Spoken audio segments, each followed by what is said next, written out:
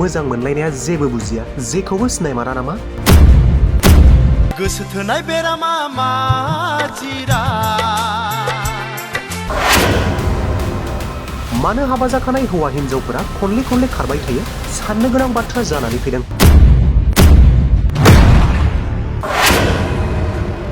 थारैनो मा जामारदों बर' समाजाव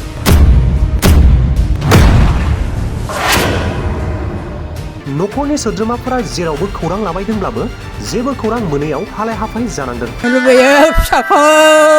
फैफिनदो बिमा फिसा हौवा फैदो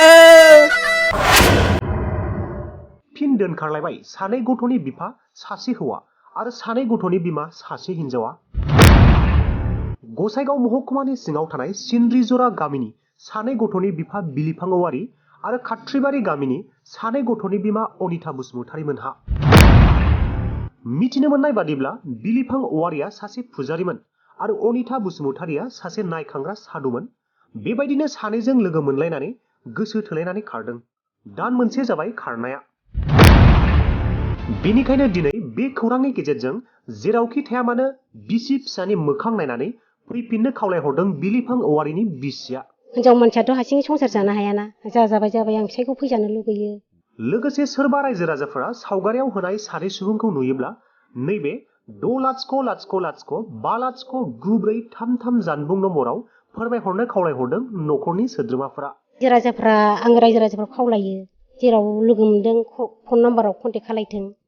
600 मोनथाम ओमफ्राय 509433 मोननै बावहाय खोन्थाहरबानो जाबाय सोरबाफोर लोगो मोनोबा बे नाम्बाराव कन्टेक्ट खालायनानै खिन्थाहरबानो जाबाय फिसालानि मुङा माबा बिमल होनो आङो बे बिलिफां माबाया मानसिफोर दोनलाबायनायसो बहा थांदों बियो बबाव थांदों आं मिथिया आरो मा देशआव थांदोंथाय बेखौ आं मिथिया दा आं नायनो लुबैयो फिसाखौ फैफिनदो बिमा फिसा हौवा फैदो आं नायनो लुबैनाया हामथारला फिसा नोंनो आंखौ खांजोबनाया आयै फिसा हौवा नोङो आंखौ फंसेबो रायफेरामोन जेबो होनफेरामोन फिसा मा सानदों नोंलाय फिसा आयै फिसा हौवा आंनि आंखौ फंसेबो जेबो होनफेरामोन माबा सासे हिनजाव गोनांखाखौनो आरो फिसाइ गोनांखाखौनो दोनखारलांदों आंना फिसाया आंनि मुङा दुलारि औवारि गामिनि मुङा सिन्द्रिजरा बुङो गामिया मा जादों जाथाया आंनि फिसाइया हिनजाव लानानै खारदों हिनजावा खाथ्रिबारिनि अनिता बसुमतारी माब्ला खारा बियो खारनाया समबार बारायजों मास मोनसेनि बारा जाबाय आरो दा गाबोन रबिबार समबार फैबानो बियो हाथाय 6 बार जाबाय मास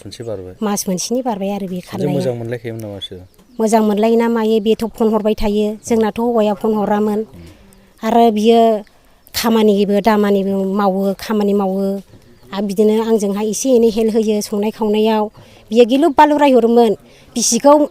मोदोम फेदेर जाहोदो बिसि दुलुरखौ उदै फेदेर जाहोदो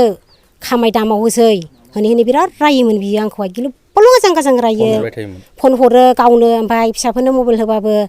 सेंग्रा गोरलै सिख्ला गोरलै फिसाफोरनो मबाइल होग्रा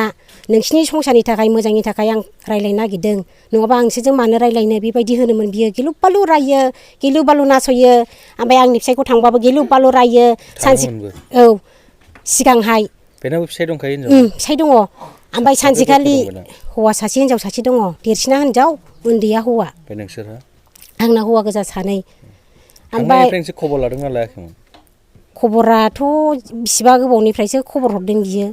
फिसालाफोरजोंहाय रायलायदों थांनायावथ' बियो ओंखारलांदोंबाबो फुङावनो बाथि होदों फुजा होनानै थांदों बियो समबार बारायाव थांनानै बियो होनदों फाय थांनो नोंलाय होननानै बुंब्ला आङो मामानि प्रेम केसानि फैसा नायनो होननानै थगायनानै थांदों ओमफ्राय हिनजावा माबाफोर मावोमोन नामा हिनजावाबो मामानि बेसर फोनो होननानै फिसायनि सिगाङाव बेसर फोनो होननानै आङो गसाइगावआव फैसा लायनो फैसा गैला होननानै बुंदोंना बियो बिदिनो थगायनानै थांदोंनो हिनजावाबो फिसाइया आंनि सिगाङाव बुंहरदों ओमफ्राय बियो बिसोरथ' फैयाल' होनो फैनायनि खोथाखौनो बुङा आरो बियो नोंजों फन रायलायहरदों औ फिसालाफोरजोंहाय दाख्लै रायलायहरदों फिसालाखौ स्कुलाव हाबोना हाबा होननानै रायलायहरदोंनो दा फैफिनगोन ना फैफिना होनो बियो गोबावजोंसो थांगोन आं दानो थांथ'वा होनहरना बुंहरो हौवाया दा नों मा लुबैदों आङो फैफिननायखौ लुगैयो आङो फिसाफोरखौ आं बोरै फोरोंनो बोरै फेदेरनो हिनजाव मानसियाथ' हारसिङै संसार जानो हायाना जाबाय आं फिसायखौ फैजानो लुगैयो मोजां गाज्रिबाबो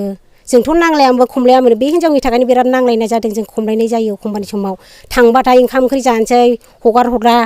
न'आव मा खामानि दंल' होनो ओरै न'नि फारसे जेबो जों जाबोन मिथिया खामानि दं ना मा दं गावस्राल' खामानि दंनो बाल फुजारि घन्टा फुजारि होननानै बिराद गाज्रि रायोथ' बियो मोनसेबो मोजां राया बियो आंखौहाय आरो आंनि फिसायखौबो रायो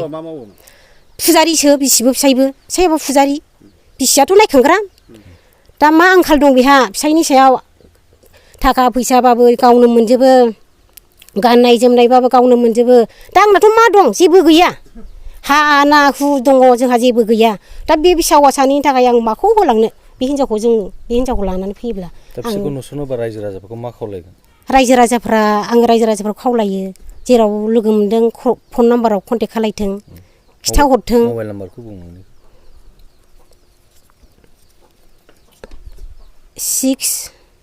600 मोनथाम ओमफ्राय 509433 मोननै बावहाय खोन्थाहरबानो जाबाय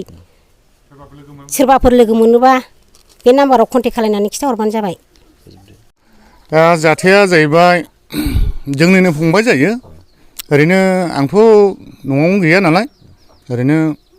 गैया हिसाबै खामानि मावो बाहेरायाव दा बे जाथायाथ' नंगौ नंनाया दा थांनानै फ्रायनो मास मोनसे जाबाय फंबाया जोंना मा नाम फंबायना जाहैबाय बिलिफां औवारि ओरैनो मानसिफ्रा बिमल होनना बुङो दा जिखुनु जा मानसिफ्रा बयबो होनबाय दोनखालांबाय दा सन्जिथा अनिथा बसुमतारी दा बेखौ दोनखारदों होननानै बयबो रायजो राजा होनजोब्बाय जोंनि 4 नम्बर खाथ्रिबारिनिनो बारा गोजान जाया गामियाबो बिलिफांना बिसि दंना गैयामोन बिलिफांना आंनो बेवाइ जायो आरो गथ' फरायफुनाय हौवासा गथ' 2 दङ अनिथाना हौवा सासे आरो हिनजाव सासे गथ' दङ दा सानैबो बेहाबो बिसि दंखायो बेहाबो हौवा दंखायो दा मोजां मोनलायना खारदों नामा जिनिसा बेनो जाहैबाय बेथ' फुजारि जाहैबाय नालाय बे जोंना फंबाया ओमफ्राय बेथ' नायखांग्रा ओरैनो मा होनो सादु होनना बुङो बेखौ अनिथाया दा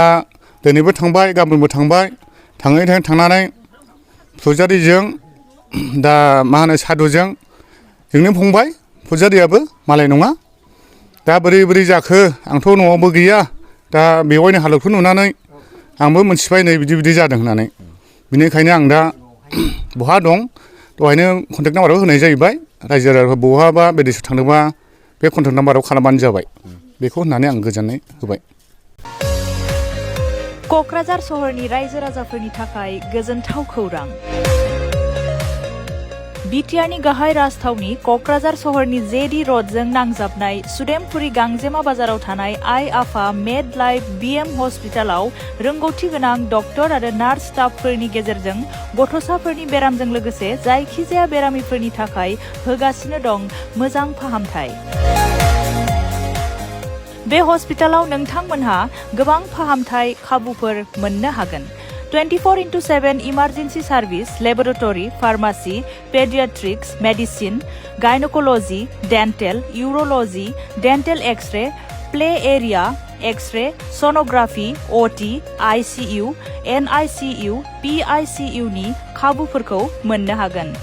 आइ आफा मेड लाइफ बिएम हस्पिटाला 24 घन्टा जेब्लाबो खुलायै थागोन आरो लांलाय लाबोलायनि एम्बुलेन्सआबो मोजाङै सार्भिस थागोन